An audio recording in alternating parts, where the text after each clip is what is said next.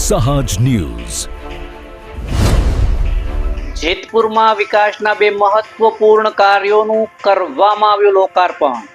સ્મશાન ગૃહમાં આધુનિક ભઠ્ઠી અને સરદાર વલ્લભભાઈ પટેલની પ્રતિમાનું કરવામાં આવ્યું અનાવરણ. નમસ્કાર, સહજ ન્યૂઝ સાથે હું છું ગોપાલ ભેસાણીયા. રાજકોટ જિલ્લાના જેતપુર શહેરમાં આજે વિકાસ અને જન સુવિધાને કેન્દ્રમાં રાખીને બે મહત્વપૂર્ણ કાર્યક્રમો યોજાયા હતા. જેતપુર નવાગઢ નગરપાલિકા દ્વારા સ્મશાન ગૃહ ખાતે નવી આધુનિક ભઠ્ઠીનું લોકાર્પણ કરવામાં આવ્યું હતું, જ્યારે સરદાર ગાર્ડનમાં લોખંડી પુરુષ સરદાર વલ્લભભાઈ પટેલની પ્રતિમાનું ભવ્ય રીતે અનાવરણ કરવામાં આવ્યું હતું.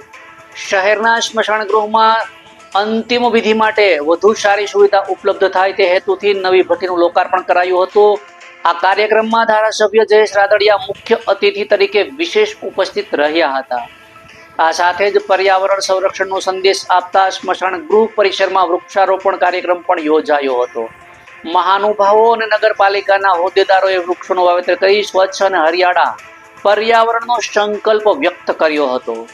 ત્યારબાદ નગરપાલિકા સંચાલિત સરદાર વલ્લભભાઈ પટેલ ગાર્ડનમાં સરદાર વલ્લભભાઈ પટેલની પ્રતિમાનું અનાવરણ પણ કરવામાં આવ્યું હતું. કાર્યક્રમમાં શહેરના આગેવાનો, નગરપાલિકાના ચૂંટાયેલા સભ્યો, પદાધિકારીઓ, મોટી સંખ્યામાં નાગરિકો સાથે ઉપસ્થિત રહ્યા હતા.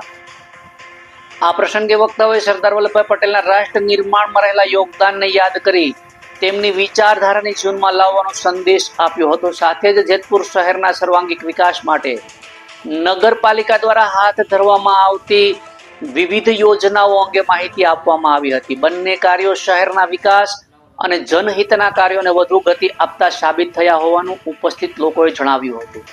રિપોર્ટર ચિરાગ સોલંકી, સહજ ન્યૂઝ, જેતપુર.